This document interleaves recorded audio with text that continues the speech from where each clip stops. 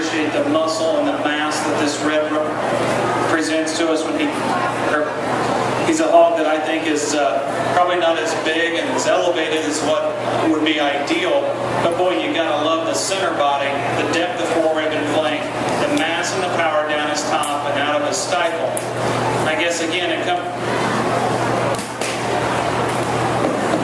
Well, that thing keeps skipping out on me. It comes down to personal preference, and again, I wouldn't argue with you either way you wanted to go here. There's about 3 barrels I think that are really in contention, and that would be the red roan barrel, and then the narrow belt black pig here, and then the blue rump barrel over here that the young lady has. And so they've all got their advantages. Certainly the black barrel here has probably got the most unique right enough base.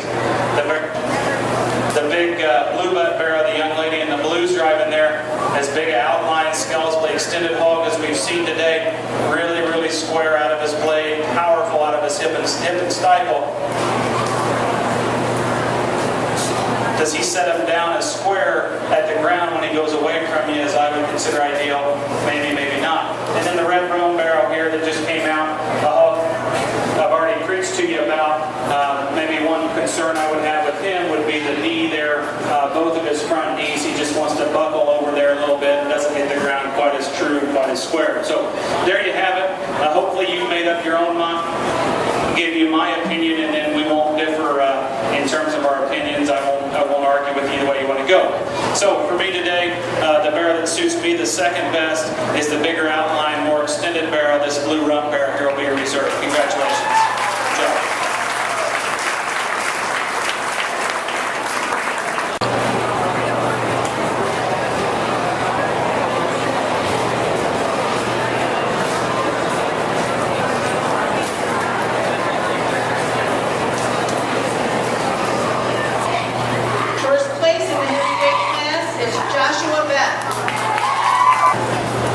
Well, certainly the barrel that comes out here in second is a hog that's compositionally correct. You want to talk about one whose lean to muscle ratio is almost ideal. That barrel is really good in terms of his top shape and in terms of the power out of his hip. He's big in his kind. He's maybe not reaching and flexing quite as well as I would deem ideal, but he's a hog that's got a lot of good to offer to us today in terms of carcass merit. I think it was close in terms of our champion, and I still think it's a logical place to follow up. Our champion for reserve is a barrel that's really deep-sided. He's got an adequate amount of muscle, and I think he's a logical place to follow in second, and that's this barrel right here. He'll be your reserve. Hey, congratulations.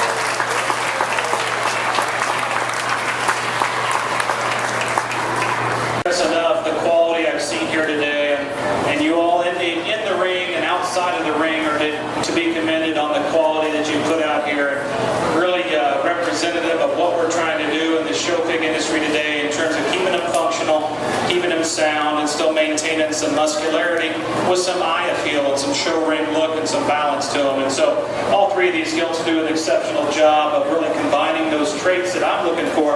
I think one does a little bit better job in terms of just being the total package. A gilt that's really up-headed, really youthful in her look, a gilt that still maintains that muscular advantage that we need in today's industry, that's going to go to the rail and hang an exceptional carcass, a hog that's got a lot of compositional correctness to her. Let's congratulate the young lady on having the chance. Congratulations. We're out at the 4-H horse arena here, and they're having an egg toss. Time of 19.998. Kind of a fun day here in the horse show arena. Getting the 4-Hers out, doing something they're not normally used to doing here. This is Dean Cousineau from the Monroe Evening News, and we're taking some video of the 4-Hers in the horse show arena, just kind of having fun after showing all day. Second place goes to Hannah Meyer, her time is 12. Our first place winner of our Diamond Jackson Dynasty, number 75, Jessica Roberts with a time of 2:68. Oh my god! This is a little out of pressure. 2, 3. Josh, I believe you missed my 3. Well, man.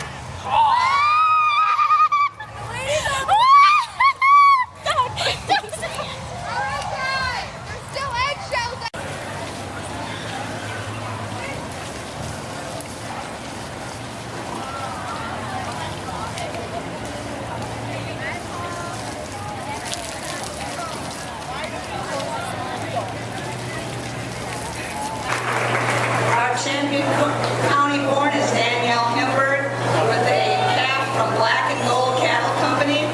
Shelby Bruckner of Petersburg for the steer from Tay-10 Bobcats. Congratulations, girls.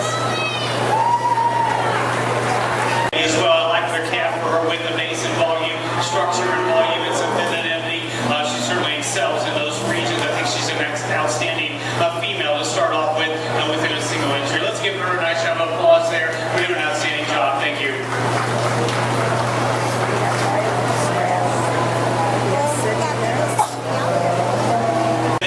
Young lady's calf there. They have her excels towards the top of the class there. She is more correct at how she handles herself. Balances up extremely nice. Our second place entry is going to be the young lady that's down here. Actually, we start talking about some structure. Both of the calves have some things that we can work upon for some structural differences.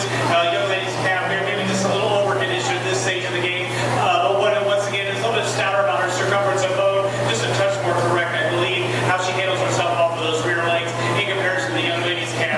I really like the young lady's heifer here. Really feminine, clean, and crisp in the front 1/3 of her body. Gets real refined about the feet and leg structure there. Not as wide base or as wide tracking in comparison to some of our other exhibitors there. And we can change her too from cyber to hawk or from hawk to the ground and make her a little more structurally correct today. We certainly would excel her. I can easily see where you could switch those two in that middle pair there. Excuse me, from my opinion, outstanding class. These exhibitors